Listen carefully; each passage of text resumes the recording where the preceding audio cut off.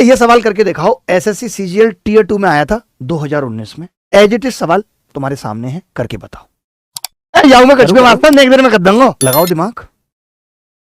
ऐसे होगा बी, मैंने बड़ी संख्या मान ली, बी को ए से भाग करो है, 9 11 41 रिमाइंडर आ रहा है, तो बी है गई। देखते हैं ये कितना टाइम लेगा इस सवाल को। 9a + 41 और ये बराबर है a + 2001 के।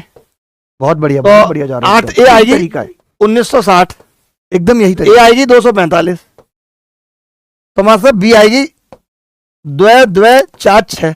जाओ सम ऑफ डिजिट पूछो, 2 + 2 + 4 + 6 14 आएगा। लो याऊ तो जल्दी हंसो तो क्या लगता है कि इन तरीकों से सिलेक्शन हो जाता है, या फिर आप सारे सवाल कर पाते हो जो टाइम आपको देती है एसएससी एग्जाम में?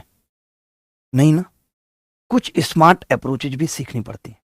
अगर मेरे सामने ये सवाल आता तो मैं कैसे करता, आप भी एग्री करेंगे, हाँ ऐसे सोचा जा सकता था। देखिए मैंने बस इतनी सी बात कही, मैं थोड़ा सा लिख भी रहा हूं आपको समझाने के लिए कि अगर एक संख्या बी थी और उसको एक संख्या ए से भाग किया गया था और यहां 9 आया था और रिमाइंडर 41 बचा था, मैं ये जरूर कह सकता था कि बी 9a + 41 है, रिमाइंडर थ्योरम से डिविडेंड बराबर divisor into quotient plus reminder.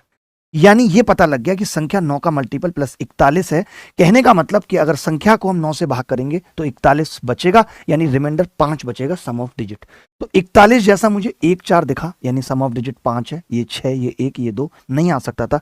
ये मैं मौखिक बता सकता था कि 9 आ रहा है, जब भी कभी ऐसा सवाल आए, यानी 41 4 और 1 5, 5 वाला ही उत्तर होगा। आप समझ गए होगे, 9 से भाग करने पर जो रिमाइंडर आता है वो सम ऑफ डिजिट आता है।